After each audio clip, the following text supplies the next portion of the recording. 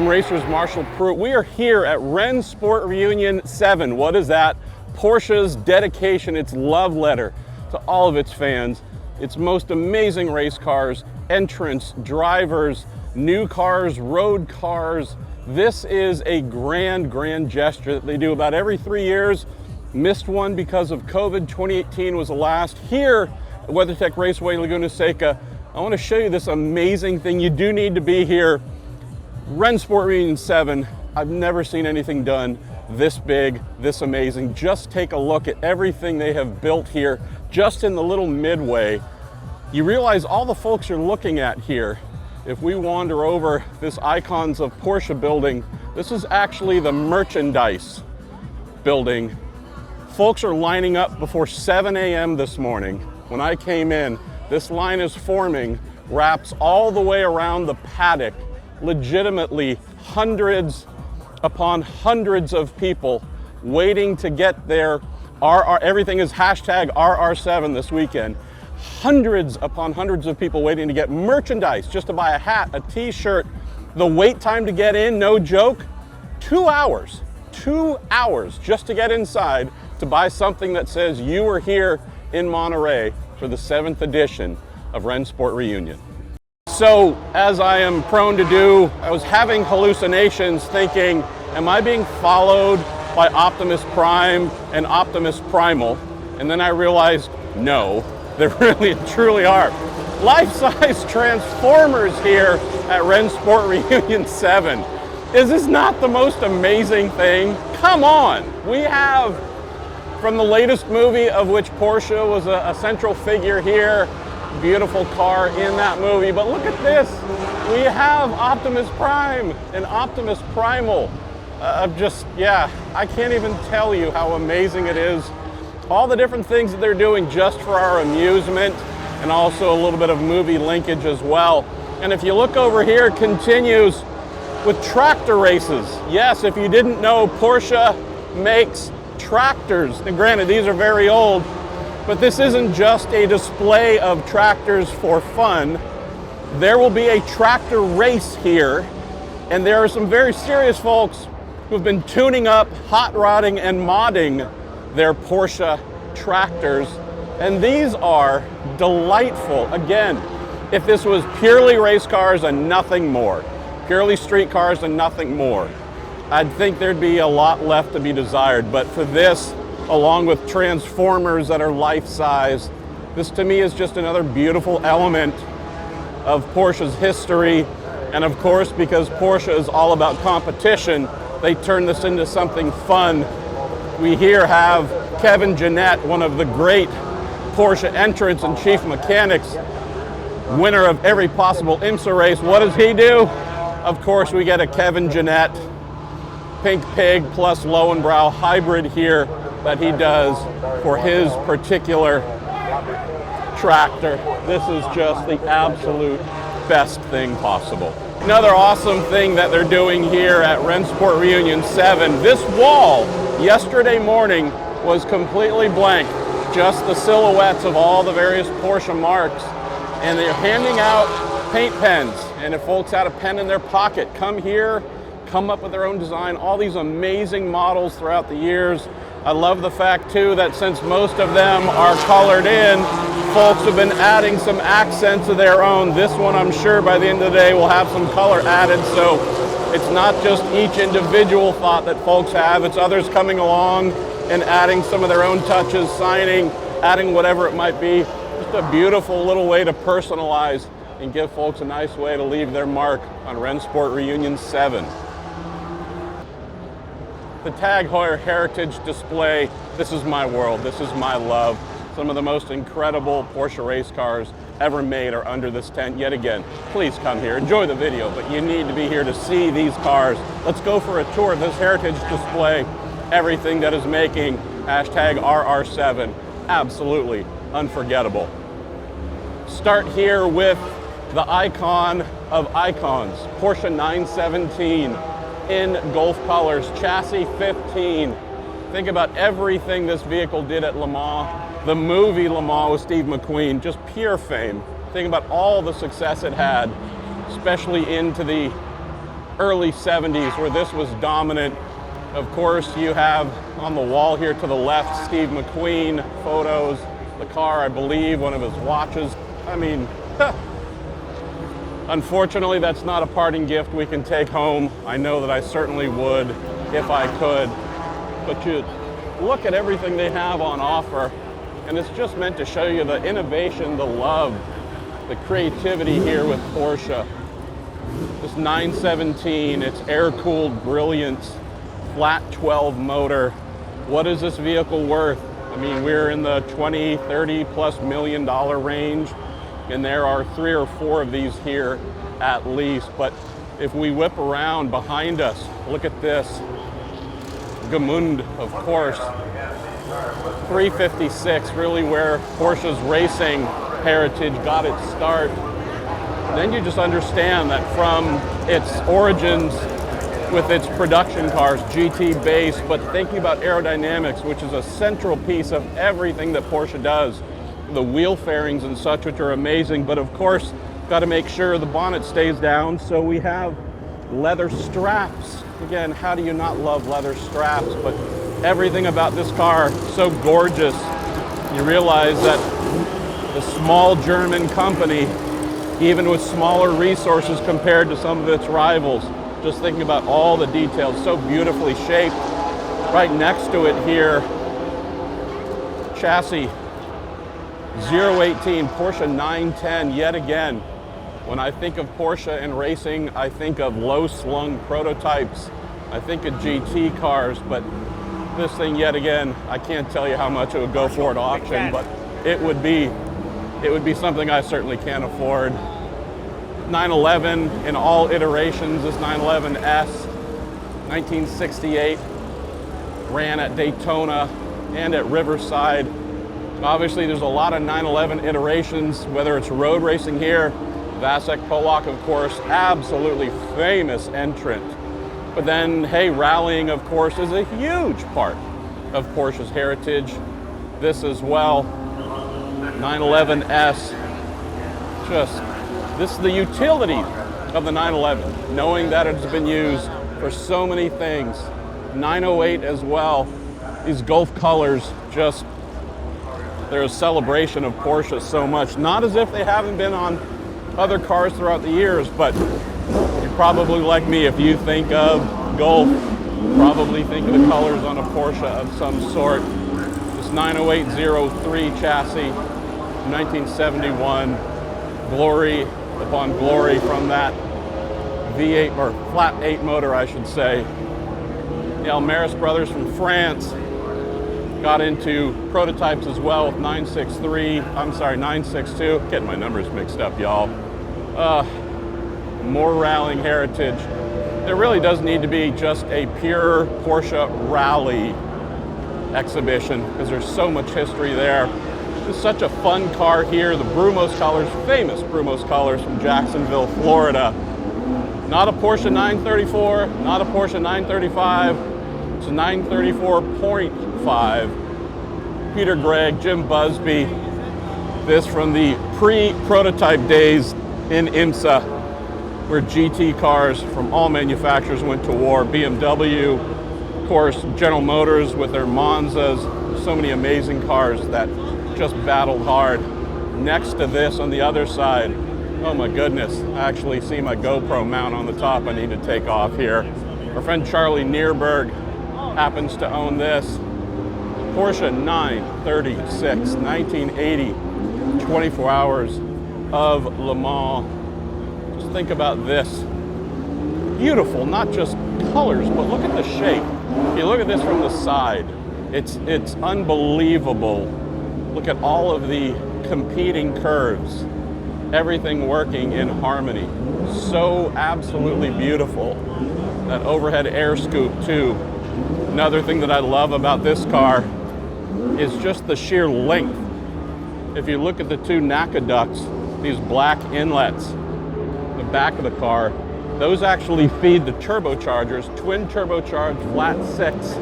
And what's somewhat insane about that, normally from a packaging standpoint, you want everything that's heavy to be within the wheelbase, within the axles.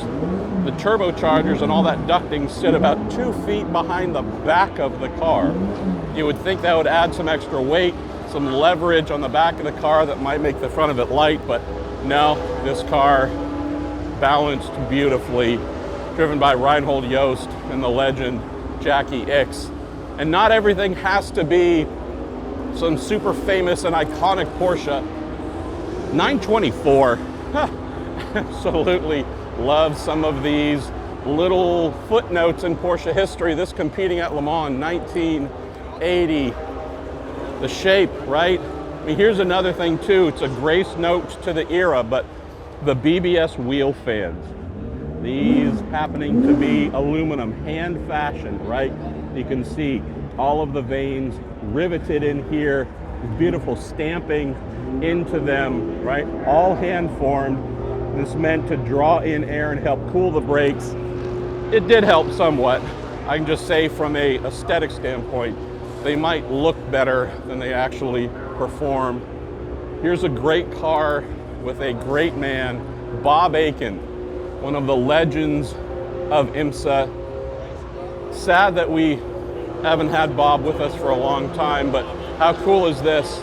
This car is so heavily associated with Bob Akin, teammates Hans Stuck, Jim Mullen here on the car as well. This 1984 chassis having a lot of success in the IMSA GTP class. These wheel fans again, how are these not the coolest things in the world? But although we miss Bob, how cool is it to know that here we are at the 7th edition of Rennsport, and his son Bobby, also a race car driver of some note, is here producing this event for Mototrend. He has actually produced every single one of the Rennsport reunion broadcasts, and he had his father, while he was still with us, as one of the hosts of the very first. So although we can't have Bob with us, we have this car that when folks see it, they think of him, and they also know that his son Bobby is here bringing images to the world. Schumacher racing here. This is a car we get into Porsche being out of the prototype world, but so heavy into GT. Back when we had 2 warring American sports car championships, this car very fast. Late 80s, 1988, I believe, and a bit of a classic from the time where everybody drove this. From the Snows, our guy Price Cobb, John Osteen, Andy Pilgrim, but Porsche sold so many of these. These were not just all throughout America in motor racing, but also all throughout Europe. Won everything you can imagine, just the true class of competition. If I had one little criticism, it's that Porsche has a pretty awesome open wheel history, not massive, but a pretty amazing open wheel history. There's just not much of it represented here, but this Porsche 804 chassis, this is something that made history for Porsche, winning its one and only Formula One Grand Prix 1962 in France with our late and dear friend Dan Gurney, the big eagle of the couple of things that I prize in my memorabilia collection. I have one of the programs from this race that Dan signed for me, and I have that locked away. That is definitely under lock and key. But while Porsche doesn't have a ton of open wheel catalog to show here in terms of racing, I'm so glad that they have truly just this thing is almost a unicorn in terms of its rarity. And if we look at what this is, you would think compared to a modern Formula One car that has every possible safety device, if you look at this car just from the back, straight down the middle, you realize how exposed Dan Gurney was, being as tall as he was. But every Formula One driver at the time, we just owe them massive debts of gratitude for their bravery, because not only was this a perilous time to be in Formula One, but you can see the car's safety was not a concept that many folks had had. And if we think about moving this forward, we can move to America in the Kart IndyCar Series. The March 90P, designed by a friend of mine, Tino Belli. This car here, got a chance to do a little bit with it at the last Rennsport. This It's actually 89P, its predecessor, winner. So we have the one Formula One win. We have the one kart IndyCar Series win, that being Teo Fabi at Mid-Ohio in 1989. Amazing car. The chassis itself designed in England. Its greatest attribute, as all of its drivers said, was this massively stout and powerful 2.65 liter turbocharged V8 Porsche motor inside. This thing was a brute in an era of brutes. This thing was something that was truly formidable. You see a remnant from the era too, the pop-off valve, which managed turbo boost, and once you exceeded the allowable limit, this would compress. That boost would be vented through out of the plenum. You'd lose a lot of horsepower, so the goal was to get close but never over. And then the year following, in 1990, they tried something rather crazy. Didn't really work, but I love the innovation. The turbocharger itself is a very heavy piece, so for the sake of handling and packaging, for the 90 March P, they took that turbo and wastegate and everything, moved it to the front of the car, and actually had the exhaust running outside of the engine cover. So while it was not a technological advantage that they'd hoped for, still from an era where you could try things, have fun, and hope that it worked. And then we're going to finish up our little walk here with more amazing rally experience, rally cars, Type 954. And then one of the great features of the event is our friend Patrick Long and his Luftgekühlt tribe paying tribute to Interscope. Oh boy, these colors as well. Absolutely something that we love and associate with IMSA's great GT days. Now this is a proper 935, and there's so many 935s that are incredible, but of the many grace notes about it, this slope nose with the headlights deleted traditionally from the front of the Porsche fenders, with this slope nose, but also this whale tail, this giant wing at the back. Lots of venting going for air cooling and such to the motor. Another thing that's just awesome because we have a huge motor with a ton of boost, giant exhaust plus wastegate vent there too. But I mean, this car is just all shapes and curvature and exaggeration. And this is, again, one of the reasons why, if you know anything about Porsches, you probably have 935 as one of your favorite creatures. Cool thing about this, and this is just, again, part of the era. If you look at this car, which is pretty clean, not a lot of cuts, everything's pretty smooth. You look to the left, and in this era where teams were free to play, we have a Kramer K3 935. And what do we have? We have a lot of louvers and venting here. We have a slightly different concept for the hood and fender arrangement.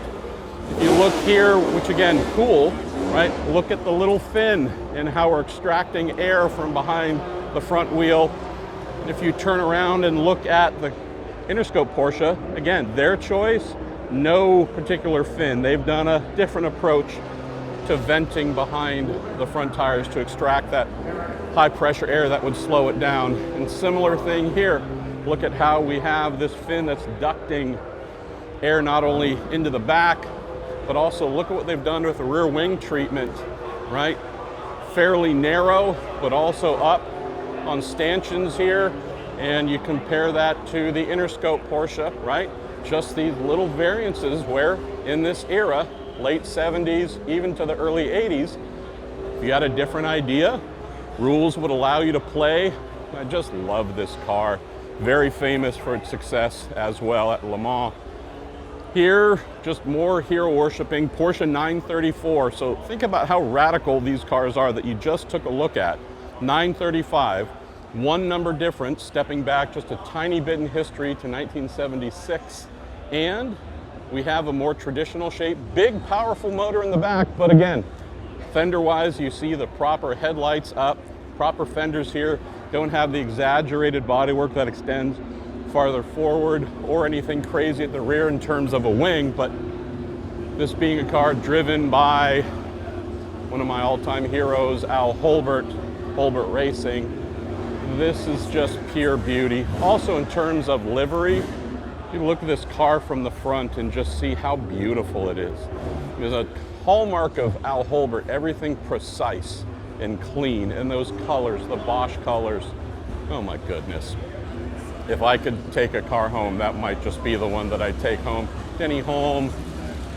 IROC was a very famous series, taking identical cars and the greatest drivers of the era.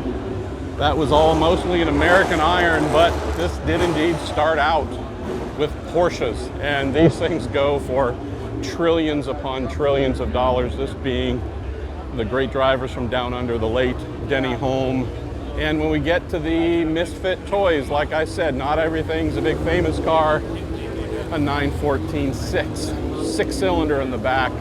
This GT here, oh my goodness, just pure love. And we're gonna wrap up our walk here looking at 90802. Yet again, what have we seen that tells us this is a Porsche? Smooth lines, elongation. But look at this, think about the driver sitting in that and how exposed they are. I mean, your helmet, your head is about the only thing up in the airstream. Very different from the cars of today. This another super successful car, predecessor to the 917. And then we come to yet another 911R, late 60s. And then here, I don't even know what this is possibly worth. 1959 works entry for Le Mans, the sign tells us. Porsche 17 RSK. Name your price. 8 figures, 9, I have no idea. But this is what we have. If you look at everything here in this beautiful tent, everything for folks to come and enjoy. We're here on an early Friday morning. This place is packed. You know, I failed to mention one thing that I think is really relevant to this event and Porsche Rennsport Reunion 7, and that is they have sold not just a lot of tickets, possibly the most tickets to any event this year or in many years. WeatherTech Raceway Laguna Seca is expecting 55,000 people over this 4-day event. That might be all of the events they've had this year, major professional events combined, might not reach that number. You want to know how much Porsche is loved? It's being demonstrated right here in Monterey. Let's go look at one more thing, and we'll give you a little farewell to our tour. Once you get down near pit lane here in Monterey, you get amazing stuff. Brumos has brought all of the artillery from 917 Can-Am cars. Oh boy, one of the greatest sounding vehicles ever here, all the way on the left. Just phenomenal things yet again from our friends at Brumos. But then there's some pretty, I just don't even know what to say. I've never seen anything like this done in Monterey, where Porsche has built out all of this beautiful front kind of shop looking displays here, paying tribute to Alwyn Springer, one of the Grand Marshals, Patrick Long, speed shop here. Just the investment done, unlike anything I've seen at Laguna Seca before. But behind all this is really the fun and cool stuff. And not only do we have amazing Porsches, road cars, but then once we get inside, you see some things that just make your eyes fall in love. Yet again, another car where I couldn't imagine how much it actually costs for folks to try and take home. But this is such an amazing thing to witness of everything that they have presented to folks. George Follmer, Porsche 917 Can-Am car. Oh my goodness. This Rolex 24 Daytona winning Porsche 962 from 1989. The colors itself, just amazing. Look at, also, just with how they've built the structure up front, I love how the light is falling on some of the cars, where we've got shadow, we've got little bursts of light. If you're a fan of art and photography, of which there are many folks here with real cameras or their iPhones, they are snapping away at just this gorgeous feast for the eyes. Even across here, we get into the late 90s. Alan McNish, Andy Pilgrim. This is the Roar Racing Yak and Roar. Just phenomenal stuff that he was able to do with this vehicle. Championship winning car as well. Boy, just everything you can imagine here about Porsche that you might love, they have brought for us. This is a bit of a rarity. The Porsche RS Spider, which ran in the American Le Mans Series from 2005 to 2008. There are a lot of the second generation Evos. There aren't many of the wider nose first generation here. You can always tell the difference by the width of the nose on the RS Spider. This is full width first generation. Car made so many fans during the golden era of the ALMS. Here's just another beautiful little grace note. As you would find on the floor here, they've done just like they do at the 24 Hours of Le Mans, where the winning car pulls into victory lane on top of the little wreaths with the number 1. This being the multiple Le Mans winning Porsche 919 Hybrid, one of the greatest prototypes of this generation. Oh, got to see this win all but one of its Le Mans. And then we'll close our little tour here with the newest introduction to the family. And how cool is this? Our friends at JDC Miller Motorsports putting on a little demo for folks. This is the brand new $3.9 million Porsche 963 Hybrid. How cool is it too? In privateer colors. We get to see the factory Porsche Penske Motorsport colors race in IMSA, the WeatherTech Sports Car Championship Series, but I love that we get to see this in yellow. There's team owner in the back, John Church, with a big old smile on his face, watching one of his crew members do this demo, but it's this kind of fun. Please, please, please, I implore you, get here to Rennsport. Enjoy all that it has to offer. This is, we'll see this again in a few years, hopefully here, but if you can get here to Monterey, please do. Be one of those 55,000 who are going to attend. This is a motor racing and automotive lover's dream.